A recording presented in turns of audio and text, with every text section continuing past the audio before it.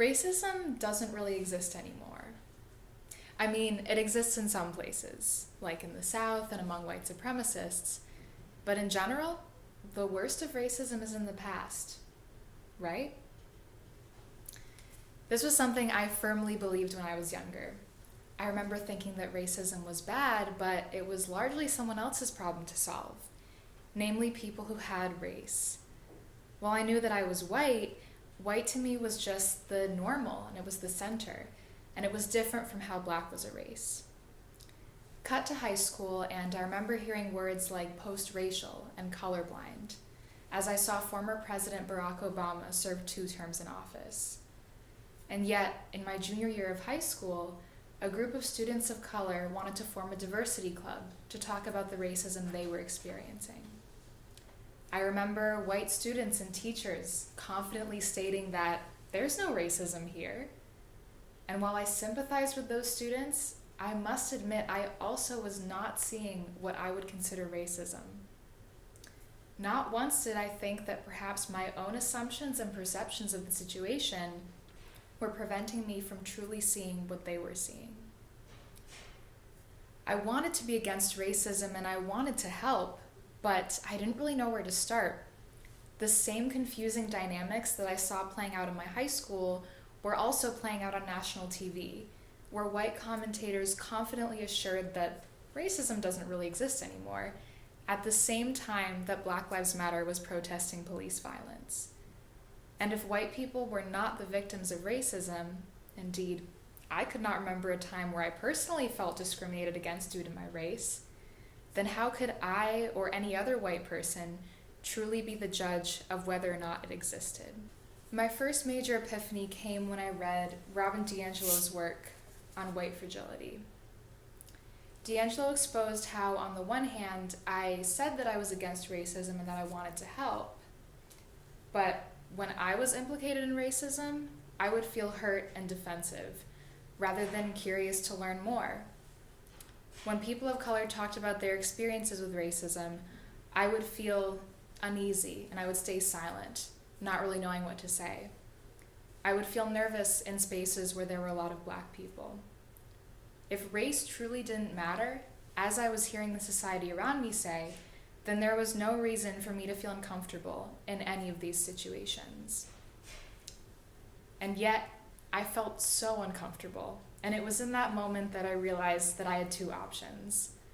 I could just stop thinking about racism altogether, since my white privilege meant that I didn't have to. My parents had never given me the talk when I was younger, telling me how to behave around police so as not to get shot, something that I later learned is a necessity in Black households. But if I chose to run away from this, I would remain just as uneasy and anxious, as well as confused, when talking about racism. Ultimately, I felt like the only choice I could make as someone who said they cared was to figure out why I was feeling so uncomfortable. So I set out to learn as much as I could. I looked at the references in Robin DiAngelo's book. I sought out social media accounts that addressed racism, specifically those created by women of color, such as Layla Saad and Rachel Cargill. And I sought to figure out what my identity, specifically as a Northern liberal white person, meant in conversations about racism. And I soon realized that a big part of why I was so confused earlier and why I wasn't seeing racism in my high school was because I thought of racism as only individual intentional acts committed by bad people, such as calling a Black person the N-word. I had never even thought of racism as a system, such as the prison industrial complex or the school-to-prison pipeline. And it never occurred to me that within a system of so many people, racist behavior could range from overt to covert, and from socially unacceptable to socially acceptable. While I may have had no part in creating such a harmful system, if I wasn't figuring out how it worked and figuring out my part in it, I also wasn't stopping harm from happening. In the beginning, the more that I learned, the more that I got confused. And so the more questions I sought to have answered, such as a white person, when do I speak up? When do I stay silent? If I do speak up, How do I say the right thing so that I'm actually helpful and so I don't offend anyone? Seeking out additional resources and doing a lot of reflecting helped me make sense of my confusion, resolve these inconsistencies, as well as develop greater self-awareness. During this journey, there were also times where I felt profoundly angry, guilty, ashamed, and disturbed, particularly when learning the history of racism. While uncomfortable, I tried in a sense to work through these emotions and get to the core of why I was feeling the way I was. While I knew that if I wanted to learn the truth, I had to keep moving forward, in order to do that without feeling depressed and overwhelmed, I had to develop greater mental resilience, emotional literacy, and self-awareness, things that have helped me immensely in all aspects of my life. And moving forward didn't mean that I never made mistakes, but it did mean that I sought to learn from them rather than ignore them. For example, about 2 years ago, I studied abroad in Amsterdam, and I was at a bank speaking with a bank representative there, and I confused him for another representative I had spoke with earlier that week, both of whom were Black men. When he politely corrected me, I wanted nothing more than to just disappear. I was so frustrated that after all that I had learned, after all the reflecting I had done, I had still committed a microaggression, and one that can have extremely dangerous implications in other scenarios, where innocent Black people are imprisoned or even killed because white people thought they were someone else. What I knew about myself and what I knew about racism did not keep me from feeling incredibly embarrassed in that moment, but it did help me see it as a learning opportunity, not as something to pretend didn't happen.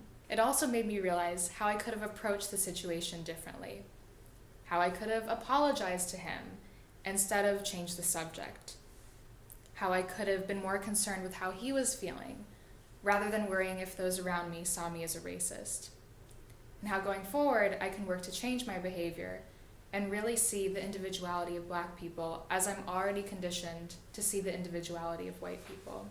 The more learning and reflecting I did, the more that I was able to make sense of other feelings, such as a hesitancy that it might not be my place as a white person to talk about racism. Accepting this belief would mean that I would return to the status quo of silence and nothing would change, and I wasn't okay with that. So I took this as a sign that I needed more information. In looking to other forms of oppression for insight, I realized that there seemed to be less resistance when straight people spoke out against homophobia than when white people spoke out against racism. Indeed, in my 4 years as a business student, I have seen far more workshops on how to make workplaces more LGBTQ friendly than on how to make workplaces more people of color friendly. This told me that there's a unique aversion to talking about racism. In doing even more reflecting on myself, I realized that my own hesitancy to talk about racism was coming from the racist belief of people of color as an other against a white norm. It was also coming from a fear that in talking about it, I would be implicated in racism, and fear meant that I needed more information.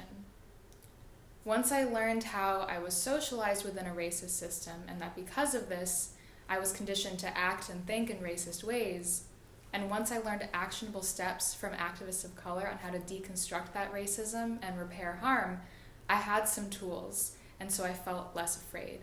For me, the learning will be a lifelong process, and it's not about never making mistakes, but about making mistakes less and seeking to learn from them.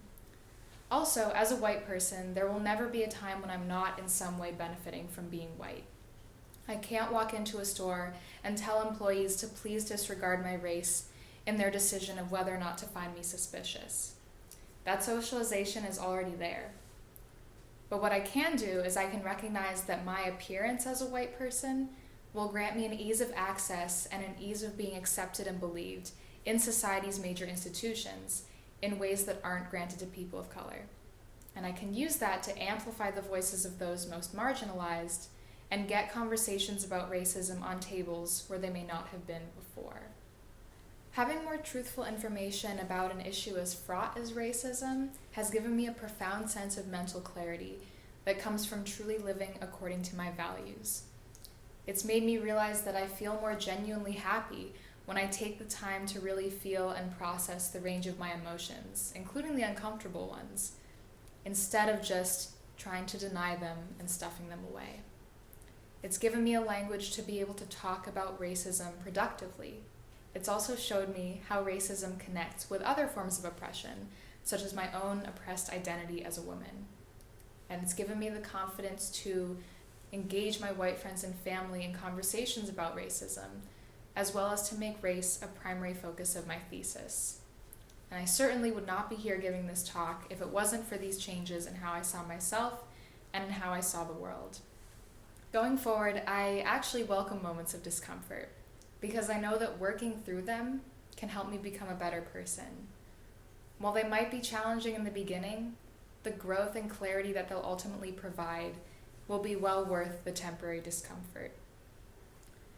For me, striving to be anti-racist as a white person is not about being one of the good white people who gets it. It's about looking at myself on a day-to-day, even a moment-to-moment basis, and asking if my actions and beliefs are truly in alignment with my values.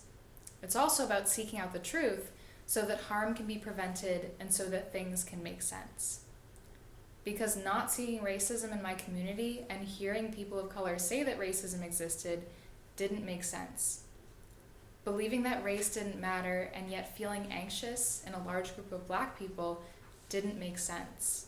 Saying that I treated everyone with respect and yet in my 21 years of life having so few meaningful extended relationships with peers of color didn't make sense.